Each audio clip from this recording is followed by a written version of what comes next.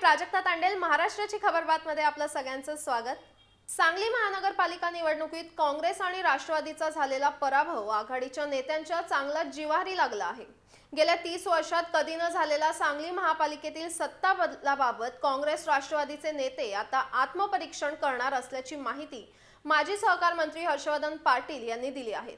ते कोल्हापुरात बोलत होते। सांगली महापालिका निवडणुकीमध्ये झालेला सत्ता बदल हा काँग्रेस आणि राष्ट्रवादी काँग्रेससाठी आत्मपरीक्षण करायला लावणार आहे, असं माजी सहकार मंत्री की काही लोक जाणून बुजून हे आंदोलन बदनाम करण्याचा प्रयत्न करतात। माझा स्पष्ट आरोप आहे, हे आता हळूहळू तपासात निघायला लागलेलं आहे। नवी मुंबईला दंगल कुणी केली, चाकणला दंगल कुणी केली, हे आता बाहेर निघायला लागले पोलीस तपासामध्ये। पोलिसांवर हल्ला कुणी केला, तर ह्या सगळ्या गोष्टी आता हळूहळू बाहेर निघायला लागलेल्या आहेत। आणि म्हणून त्याला बाकीचं स्वरूप न देता मला असं वाटतं की मुस्लिम समाज आणि मराठा समाजाच्या आरक्षणाचा ऑलरेडी अध्यादेश आम्ही काढला होता। आता ह्यांनी प्रश्न विचारला की तो टिकणार नाही। मुख्यमंत्री परवा काय म्हणाले कॅबिनेट झाल्यानंतर की की नाही कायदा आम्ही केला आणि आम्हीच तुम्हाला आरक्षण देणार आहे। त्या मताशी मी सहमत नाही। माझ्याकडे डॉक्युमेंट आहे, जो ऑर्डिनन्स आम्ही जुलैमध्ये काढला होता 2014ला। ऑर्डिनन्स म्हणजे अध्यादेश।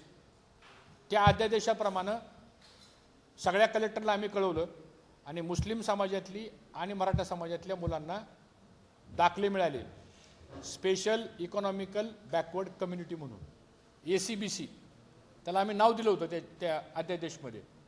मुलांना दाखले मिळाले, आम्ही दाखल्याचं वाटप केलं आम्ही सत्तेत असताना। 40-50 हजार मुलांना नोकऱ्या लागल्या। दुर्दैवानं 14ला आमचं सरकार गेलं। त्या दरम्यानच्या काळात तिरोडकर नावाचे एक व्यक्ती होता, त्यांनी हायकोर्टामध्ये एक PIL दाखल केलं। त्याच्यावर हिअरिंग झालं आणि आचारसंहितेच्या काळामध्ये त्यांनी ऑर्डर पास केली। जरा विषय समजून घ्या, फार महत्त्वाचा विषय। त्यांनी ऑर्डर अशी पास केली की जजमेंट मी रिझर्व करतो म्हणून। आणि मग काउंटिंग सुरू झालं आपलं विधानसभेचं ऑक्टोबरला। 31 ऑक्टोबरला माननीय मुख्यमंत्र्यांनी शपथ घेतली मुख्यमंत्री पदाची आणि 29 नोव्हेंबरला हायकोर्टनी स्टे दिला। प्रश्न असा आहे की मुख्यमंत्री झाल्यानंतर तुमच्यासमोर हे ब्रीफिंग झालं असेल, होतंच ब्रीफिंग, चीफ सेक्रेटरी ब्रीफिंग करतात नवीन सरकारला की महाराष्ट्रातला हे 10 महत्त्वाचे ज्वलंत प्रश्न आहेत। त्यावेळेस तातडीने सरकारने हायकोर्टामध्ये एक अर्ज द्यायला पाहिजे होता की तुम्ही क्लोज फॉर ऑर्डर जरी केलं असलं हे प्रकरण, तरीसुद्धा आम्हाला म्हणणं मांडण्यासाठी आम्ही नवीन सरकार आमचं आलेलं आहे।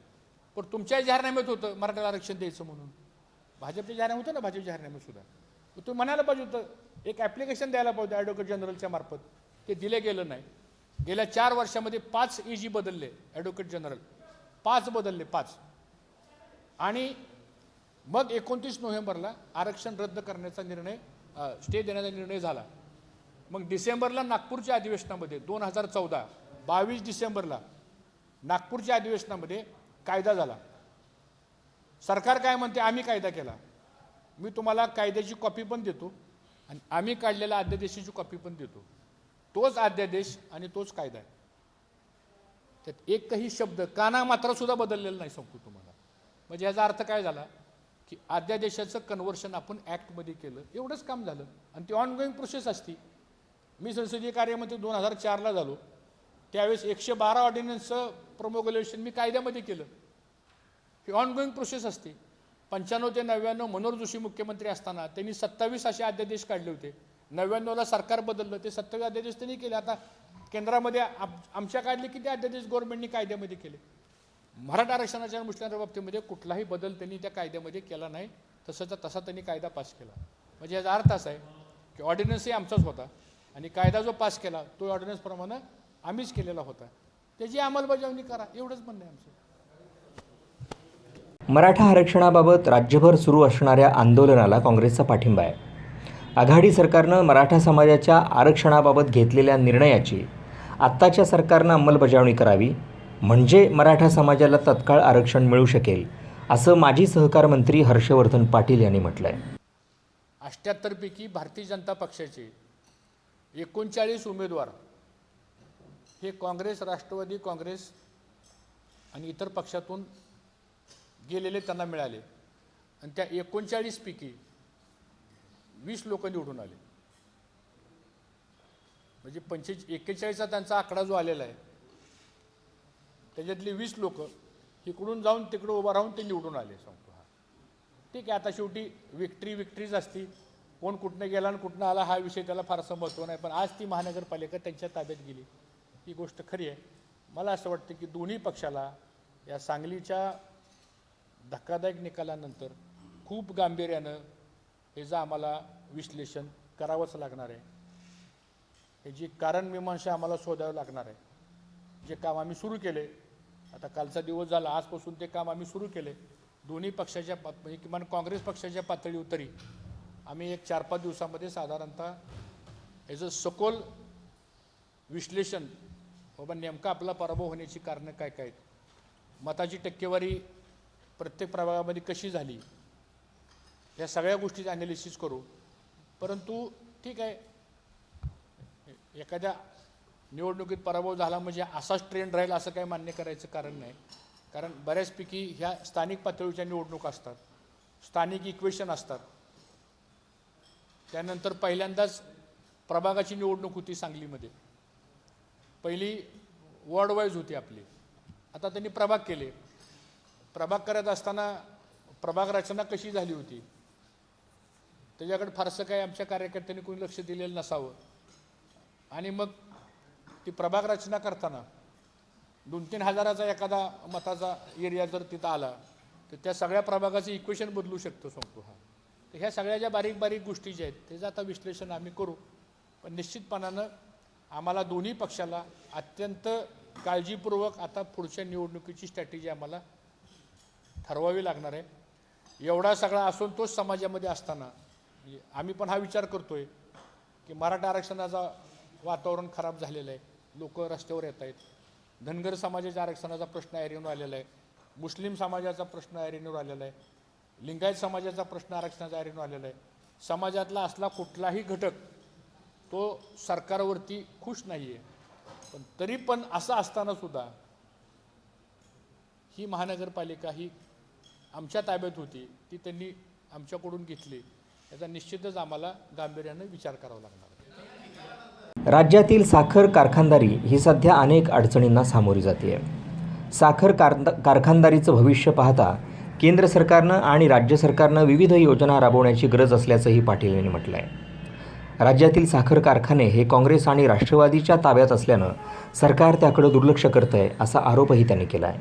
कोल्हापूर दौऱ्याच्या निमित्तानं पाटील यांनी आत्मपरीक्षणापासून ते आगामी काळाबाबत काँग्रेस अधिक गंभीर असल्याचं नमूद केलं आहे. Maharashtra one news, Kolhapur.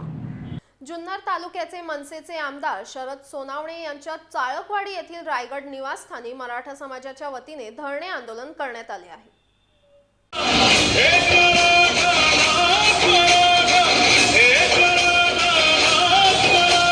जुन्नर तालुक्याचे मनसेचे आमदार शरद सोनावणे यांच्या घरासमोर आज सकल मराठा समाजाने आंदोलन केले.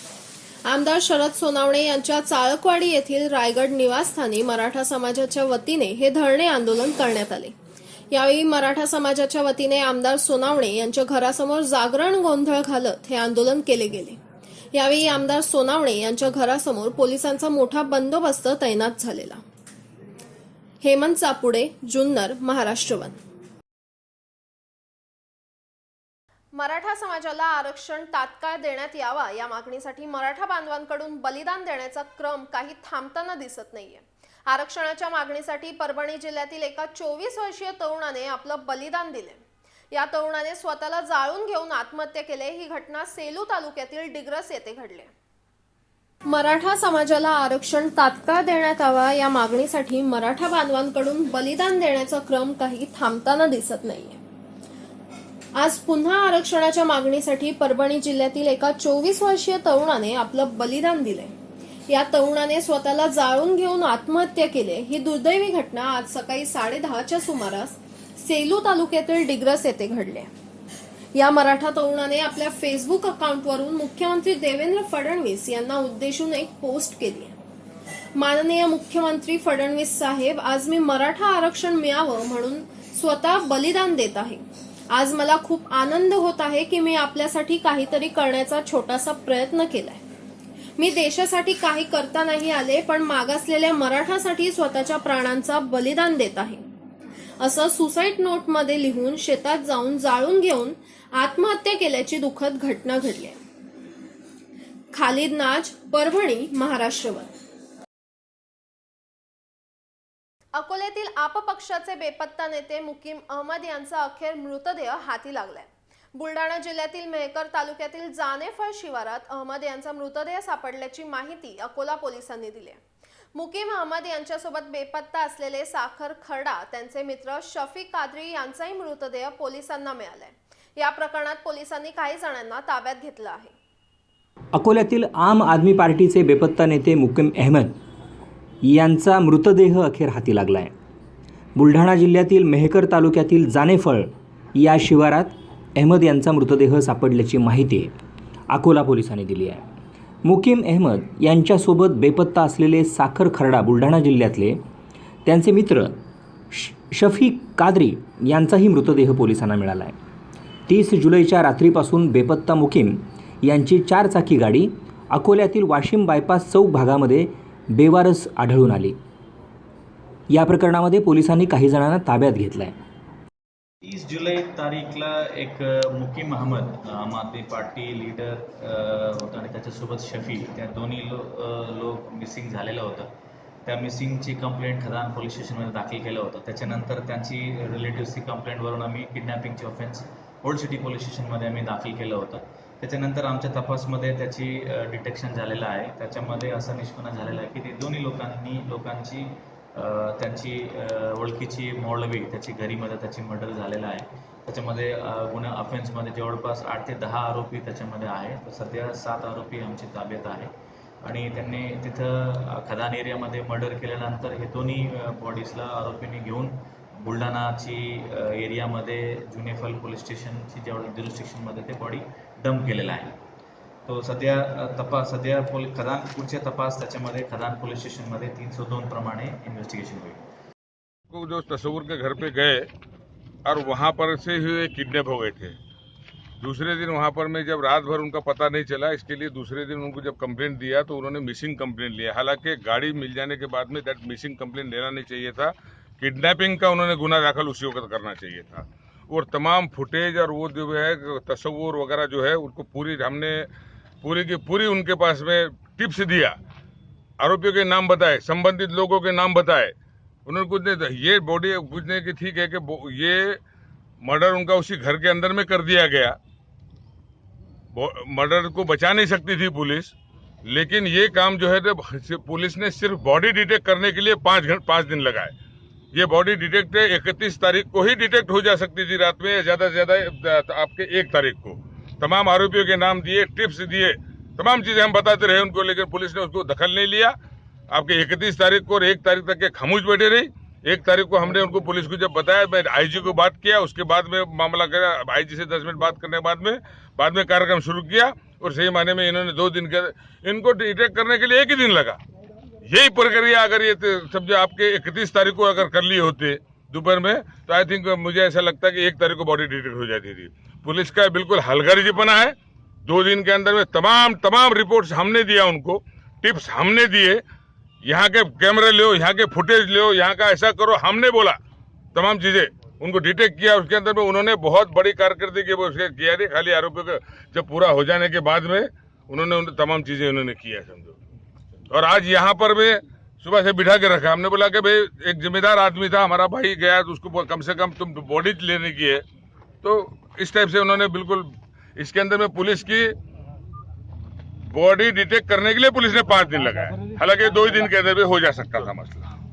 अकोल्यातील मुकीम अहमद यांची ओळख राजकीय नेते आणि माहिती अधिकार कार्यकर्ते म्हणूनही होती.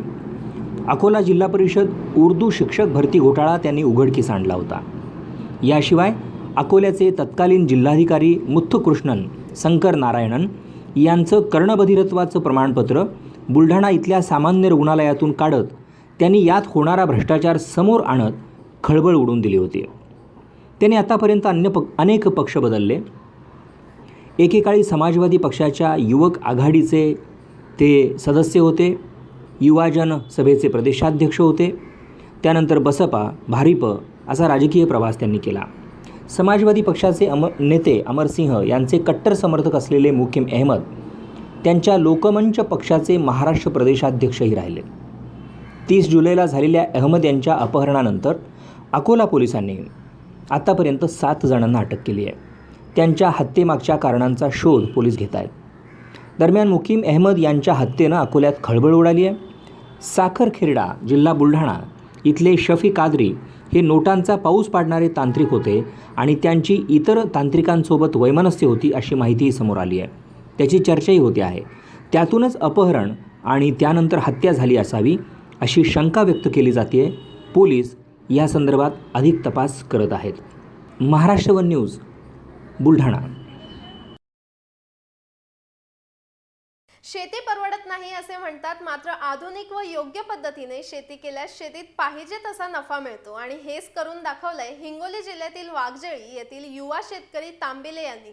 सरळ जाऊयात हिंगोलीत. 35 गुंठ्यामध्ये डाळिंबाच्या 400 झाडांची लागवड करून 8 लाखांचं उत्पन्न काढणाऱ्या हिंगोली जिल्ह्यातील वाघजळी इथले तांबिले यांची ही शेती. तांबिले यांच्या शेतातील डाळिंबाची झाडांची संख्या आहे 400. जमिनीचा पोत खडकाळ आहे. पाण्याचा निचरा करणारी हलक्या प्रतीची त्यांची जमीन. यामध्ये बागेची लागवड 5 ते 6 वर्षांपूर्वीची असली तरी बालाजी तांबिले या युवा शेतकऱ्यानं पहिल्या वर्षीच 4 लाख रुपये उत्पन्न घेतलं. दुसऱ्या वर्षी 6 लाख रुपये तर तिसऱ्या वर्षीच तब्बल 8 लाख रुपयांचं उत्पन्न त्यांनी मिळवलं आहे. नवीन काहीतरी करायचं असं मनात ठरवलं आणि डाळिंबाची बाग आपण केली असं ते म्हणतात. राहणार वाघजाळी तालुका सेनगाव येथील रहिवासी असून मी पारंपरिक पद्धतीने शेती करत होतो. पारंपरिक पद्धतीने शेती करत असताना तेवढं काही विशेष लाभ भेटत नव्हता. मग मी काहीतरी नवीन करण्याची विचार केले. नवीन काय करावं तर मग डाळिंब शेतीची लागवड केली. राहुरी कृषी विद्यापीठातून गुट्टी आणून 400 झाडाची लागवड केली. लागवड करून 4-5 वर्ष कंप्लीट झाले. आता 4 वर्ष झाले माल घेतोय. 3 वर्ष झाले सतत दुबई एक्सपोर्ट केला. यावर्षी पण करायचा विचार आहे. पारंपरिक पद्धतीने शेती केल्यापेक्षा काहीतरी नवीन प्रयोग करायचा हे एक माझं ध्येय होतं आणि प्रत्येकाने असं काहीतरी वेगळं केलं पाहिजे. खडकाळ जमिनीत डाळिंबाची शेती केल्यास आणि पाईपलाईनद्वारे ड्रीपच्या सहाय्यानं पाणी दिल्यास उत्पादन वाढेल हा उद्देश समोर ठेवत डाळिंबाच्या शेतीकडं तांबिले यांनी अतोनात परिश्रम घेतले. बागेला पाणी कमी पडू नये म्हणून शेतीमध्ये 34 बाय 34 मीटर अशा आकाराचं प्लास्टिक टाकून कृषी विभागाकडून शेततळं मिळवलं. या खडकाळ जमिनीत या बागेची लागवड करून एक आदर्श निर्माण केल्याचं परभणीच्या कृषी विभागानं कौतुकानं म्हटलं आहे. विस्तार कृषी विद्यापीठ, वसंतराव नाईक मराठवाडा कृषी विद्यापीठ परभणी. आज विद्यापीठ आपल्या दारी तंत्रज्ञान शेतावरी या कार्यक्रमाअंतर्गत तालुका सेनगाव, मौजे वाघजाळी, जिल्हा हिंगोली या ठिकाणी श्री बालाजी तांबिले यांच्या बागेमध्ये मार्गदर्शन करण्यासाठी आलेलो आहोत. श्री तांबिले यांनी एक तरुण शेतकऱ्यांसमोर आदर्श निर्माण केलेला आहे की अशा खडकाळ जमिनीवर ॲडव्हर्स कंडिशनमध्ये चांगल्या प्रतीचं उत्पन्न कसं काढता येते हे या बागेवरून आपल्याला दिसून येईल. त्यांनी बागेची मशागत इतकी उत्कृष्ट प्रकारे केलेली आहे की हे अपारंपरिक पीक म्हणजे पारंपरिक पीक नसतानाही या भागामध्ये कसं चांगल्या प्रकारे येऊ शकतं हे असं सिद्ध केलेलं आहे. आणि एक्सपोर्ट क्वालिटीचं असं हे डाळिंब आपल्याला या ठिकाणी दिसून येईल. संकटावर मात करून योग्य प्रकारे शेती केल्यास चांगलं उत्पादन घेता येतं. निराश होऊन आत्महत्या करत असलेल्या शेतकऱ्यांना बालाजी तांबे यांनी केलेली शेती प्रेरणादायी ठरेल ही अपेक्षा. Maharashtra one news, Hingoli. बुलेटिनमध्ये वेळ झाली इथेच थांबण्याची. आणखीनही ताज्या घडामोडींसाठी पाहत राहा फक्त महाराष्ट्र वन.